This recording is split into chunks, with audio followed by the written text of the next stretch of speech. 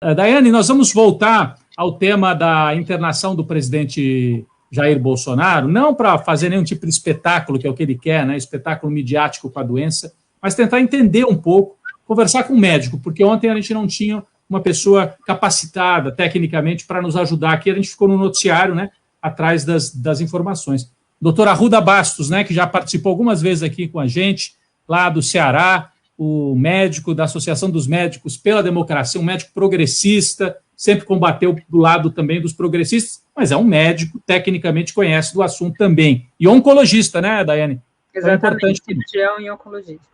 Então, eu vou trazer aqui, boa noite, doutor Arruda Bastos, um prazer tê-lo de novo ao vivo aqui com a gente, no Boa Noite 247. Boa noite, Rodrigo, boa noite, Daiane, boa noite a todos os internautas aqui do 247. Um prazer participar deste magnífico programa, Rodrigo. Muito bem, doutor Arruda. Vamos tentar entender um pouco o quadro. É claro que o senhor não tem acesso ao prontuário, não conhece a fundo, mas para ver se faz sentido, né? O que faz sentido nessa história do Bolsonaro de ontem para hoje? Ele foi levado para o Hospital das Forças Armadas durante a madrugada, reclamando que estava com muitas dores, né? Ele vinha de umas crises de soluços, achando que podia ser um problema dentário. Isso, não sei de onde que ele tirou isso. Mas aí se caracterizou, dizem, obstrução intestinal. Que mais que pode ser? Aparentemente, ele está com algum problema de saúde, né? Estava visível isso. Como é que o senhor está avaliando? E ele é trazido para São Paulo, dando a entender que faria uma cirurgia. Agora já dizem, não, pode ser que não façam a cirurgia só com medicamento, com a limpeza, né? A informação de ontem é que retiraram bastante material do intestino, que ele não estava conseguindo, estava com o intestino obstruído. Isso faz sentido? Que tipo de quadro clínico que indica ele pode passar por uma cirurgia? O que o senhor diria para a gente, doutora Arruda Bastos? Rodrigo, as informações são muito distorcidas, né? Quer dizer, eu como cirurgião geral, como cirurgião da área da oncologia, atendi nessa minha longa carreira já de médico, mais de 40 anos, dezenas e dezenas de pacientes com obstrução intestinal, né? Com semi-obstrução intestinal. O quadro de obstrução intestinal depende, em termos de gravidade, em termos de conduta, da causa. Obstrução não é... A obstrução é o que acontece numa causa intraabdominal, né? O mais comum, um tumor. Se tiver um tumor, no meu caso, um câncer abdominal, ou intrínseco ao órgão, intrínseco ao intestino delgado ou intestino grosso, isso pode obstruir e ser necessário uma cirurgia para tirar aquele segmento do intestino que está obstruindo o trânsito normal de gases e das fezes. Se a obstrução, por outro lado, for por causa de aderências, que é o que parece o caso do Bolsonaro, ele fez algumas cirurgias abdominais, fez cirurgias para correção de hérnias incisionais, são hérnias formadas na incisão, feita para o acesso à cirurgia. Ele teve uma cirurgia que era uma cirurgia contaminada, porque teve perfuração do intestino, né? A cirurgia inicial. Então, o mais comum é que aderências, elas se formem dentro do abdômen, e essas aderências elas fazem com que o intestino dobre em cima dele mesmo e cause, então, uma obstrução. Isso vai, às vezes, progredindo com o tempo. A obstrução não é total de início, é uma obstrução parcial, e com o passar do tempo, essa fibrose, né, essa cicatriz, essa aderência aumenta, e aí a obstrução acontece. E existem casos que são mais simples, que a obstrução é por verme. É muito comum aqui no Nordeste, você pegar principalmente em criança, você tem uma obstrução intestinal por um bolo de ascaris. O bolo de ascaris, ele, vamos dizer, entope o intestino e você tem que tirar esses vermes para poder... Não precisa ser cirúrgico, pode ser com medicamento. Você mata os vermes, depois eles saem naturalmente e a obstrução passa. E muitas das vezes existe também, devido à desidratação, né, devido a processos infecciosos, devido à falta de potássio, existe o que nós chamamos de intestino paralítico, ilho paralítico, que o intestino causa essa obstrução sem nenhuma causa mecânica, e aí você, com soro, com hidratação, com reposição hidroeletrolítica, o intestino volta ao normal. Isso é muito comum no pós-operatório. O paciente faz uma cirurgia grande, cirurgia abdominal, e depois não retorna o trânsito normal. Então, tudo do Bolsonaro depende disso. Agora, pela minha experiência, se ele tiver uma obstrução, pelo que parece, por aderências, isso sempre é cirúrgico. Você pode tirar até da crise naquele momento. Você tira com a sonda, você faz essa drenagem com a sonda nasogástrica, uma dieta zero, né? Ou seja, o paciente não se alimenta de nada, nem de água, né? Só com a nutrição através de soro. Então, você consegue tirar daquela crise, você trata algum processo infeccioso, você equilibra o paciente, mas isso vai resolver durante um tempo limitado. Depois, se isso não for retirado, se essa brida, se essa aderência não for retirada, ele vai voltar a obstruir. Então, eu acredito que no caso dele, o que os médicos que são especialistas nessa área, nós não podemos negar que ele está sendo bem assistido, eles estão tentando um tratamento clínico para ver se ele melhora desse quadro, porque ele é um paciente que já passou por diversas cirurgias e tem diversos distúrbios e tem muita aderência. Uma cirurgia para você desobstruir um paciente numa segunda cirurgia é fácil. Você encontra uma aderência, você com bisturi, com calma, você tira aquela aderência. Muitas das vezes, um paciente já muito operado e reoperado, você necessita tirar segmentos do intestino, porque não compensa nem você tentar descolar. Se você for descolar, a chance de você causar uma fístula, de você perfurar o intestino é muito grande. Então, muitas das vezes, você faz uma derivação. Deixa aquele ali que está obstruído no lugar dele, ele não vai necrosar, ele está bem vascularizado, deixa aquilo ali, fecha as boquinhas, e as duas bocas que estão sem a obstrução, você liga uma boca na outra e retorna o trânsito, você faz uma derivação, tá certo? Enfim. Então, o que eu acredito que ele vá, as informações realmente são, e esses boletins não dizem nada realmente, o boletim é para desinformar, tá certo? Esses boletins que dão, principalmente de autoridades, é para desinformar realmente a população e a imprensa e tudo. No caso dele, ele está evoluindo bem. Claro que ele está evoluindo bem. Se ele está com a sonda drenando, se ele está em dieta zero, e o problema dele é uma obstrução, acabou o problema. Só que ele não pode viver a vida toda com a sonda no nariz e em dieta zero. Você tem que resolver esse problema.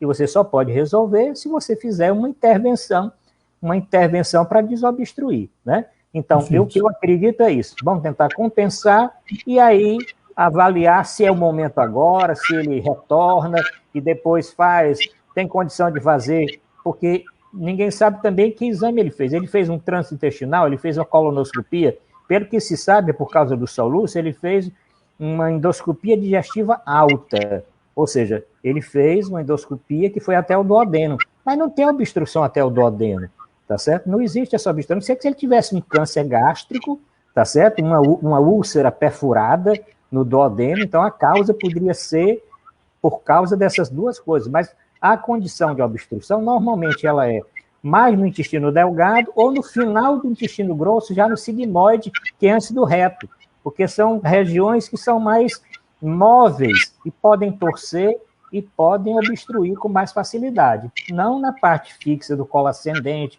no colo transverso, no colo descendente, isso não acontece. E nem no estômago e nem no duodeno.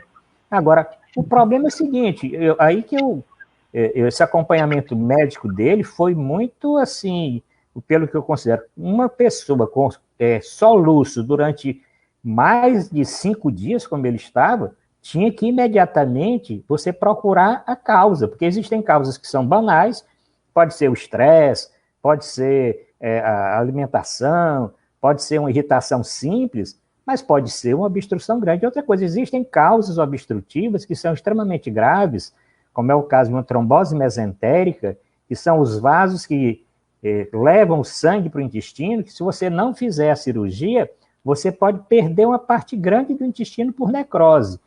É muito comum você ter obstrução também por hérnias internas, né? Por volvo, que é o que popularmente as pessoas dizem, nó na tripa. Fulano de tal morreu porque teve um nó na tripa lá no interior do Ceará. Acontecia muito isso, o cara tinha aquele nó na tripa, e era um nó mesmo. O intestino torcia como se fosse um nó. Você tem que tirar esse nó, tirar essa área obstruída, né? Então, existe o câncer, existe o tumor benigno, existem as inflamações de verticulite, de verticulose, existem as verminoses, existem as aderências. Tá? Então, é um mundo, quer dizer, a obstrução intestinal é um mundo, Rodrigo. Daiane, que aula aqui, né? Muito bem explicado, né? Exatamente. Você colocou aí na tela o comentário da nossa internauta, se eu não me engano aqui, deixa eu ver, dos que entraram um monte aqui também, tem que ler juntamente. Deixa eu pegar aqui o comentário da Jaqueline Ferreira, ela diz instrutiva e bem-humorada a participação do Cláudio Couto, anterior.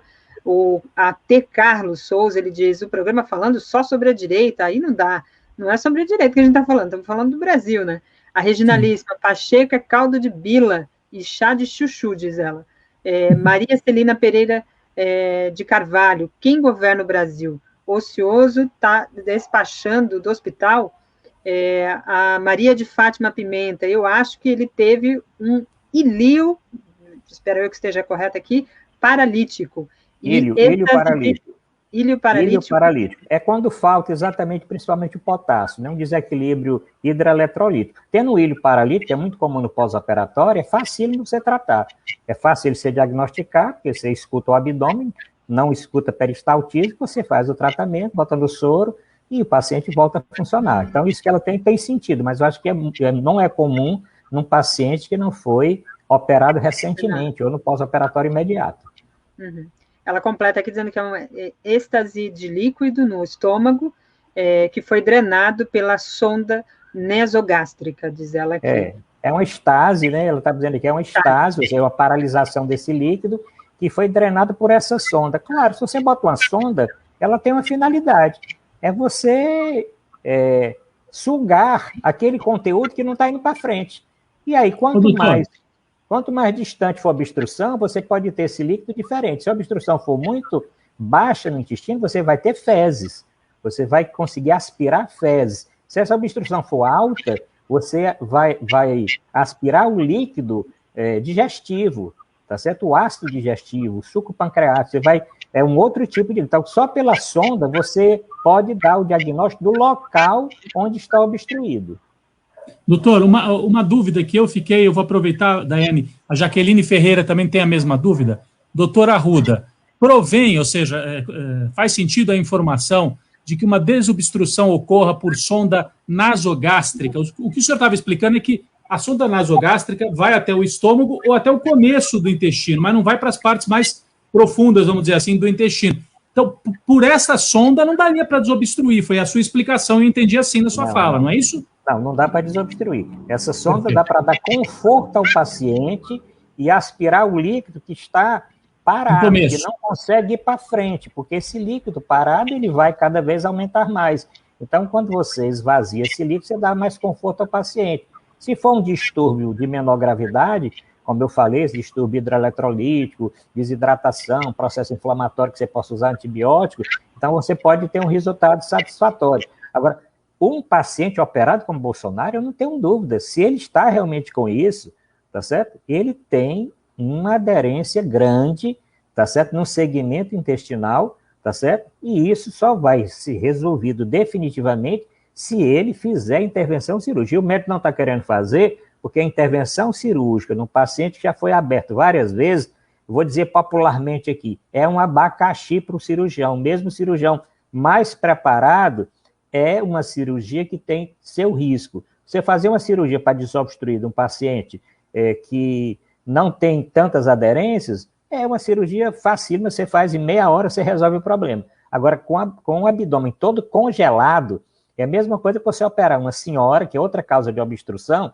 eu estou falando muito em homem, porque a maioria das obstruções, 65% das obstruções são em homens. Mas nós temos obstruções também intestinal em mulheres, principalmente por endometriose. Uma endometriose avançada, numa senhora dos seus 30 e tantos anos, uma endometriose bastante comprometendo o intestino, o ovário, bexiga, útero e tudo, você pode ter uma obstrução intestinal e não é fácil você fazer um procedimento cirúrgico porque você tem aderências da endometriose. O paciente também que tem alguma perfuração de intestino, como uma úlcera perfurada, não é tão comum atualmente, mas na minha época, quando eu comecei, era muito comum as obstruções serem por úlcera perfurada de duodeno. Hoje, você trata as gastrites, você trata o H. pylori, você não tem mais essa grande complicação. O que você tem hoje é diverticulite e diverticulose. Você tem diverticulite e diverticulose, com perfuração, aí é um problema mais sério, principalmente numa pessoa com mais de 60 anos. Doutora Daiane, eu não sei se você vai trazer outras questões, mas só também uma pergunta. A Vera Andrada, ontem o filho, Flávio Bolsonaro, disse que o Bolsonaro foi entubado, disse isso em relação ao que aconteceu em Brasília. Faz sentido ele ter sido entubado, pergunta a Vera Andrada, ou ele usou ele usou o termo errado, do Flávio, né, provavelmente, né, doutor? Não foi entubado, não tem necessidade de você entubar um paciente para fazer uma endoscopia digestiva alta e nem uma colonoscopia, não tem sentido. Você entubar para dar conforto ao paciente não tem sentido, não. Então, realmente ele deve ter trocado, ele deve ter usado uma máscara de oxigênio para melhorar enquanto recebia a sedação para os procedimentos que ele realizou em Brasília, porque ele pode ter realizado, deve ter realizado, no mínimo uma endoscopia digestiva ele deve ter realizado lá. Colonoscopia, por que não é muito comum fazer? Porque o paciente que tem uma obstrução, você também corre o risco de, numa colonoscopia, você perfurar o intestino. Tá certo? Então, um exame muito bom para você dar o diagnóstico, mas um paciente você tem que fazer com muita cautela, no centro cirúrgico, pessoa muito capacitada para você não correr o risco de ter uma perfuração intestinal, você fazer uma iatrogenia, quer dizer, no lugar de você beneficiar o paciente, você vai complicar mais ainda o paciente. Daiane. Tem aqui vários comentários, tá difícil segurar aqui para não rir, né? Tem muita gente fazendo os comentários engraçados aqui. O Kozak Siméria diz, acho que ele teve uma diarreia cerebral, o problema dele, segundo aqui o nosso internauta. O Rafael Viseu diz, salve, querido doutor Arruda, viva a Associação Brasileira de Médicas e Médicos pela Democracia. Sua explicação faz muito sentido. Como o Bolsonaro é um verme, pode ser obstrução dele sobre ele mesmo, diz aqui o Rafael. O Carlos Augusto, de Bonis Cruz, se o intestino grosso cerebral do pseudo-presidente está entupido, aproveitemos o serviço e limpa a fossa e façamos uma limpeza geral, diz aqui o Carlos. A Jaqueline e o Rodrigo já tinham lido. Almeri Espíndola diz, Dai, a sua cara quando o médico disse que a obstrução do Bolsonaro pode ter sido obstruída por vermes, jura que tu não pensaste muitas coisas? Diz ela aqui. Todos nós, né? Me admiti, me confessei aqui a minha fisionomia. O Joaquim Nogueira, aula super didática, obrigado, diz aqui o Joaquim.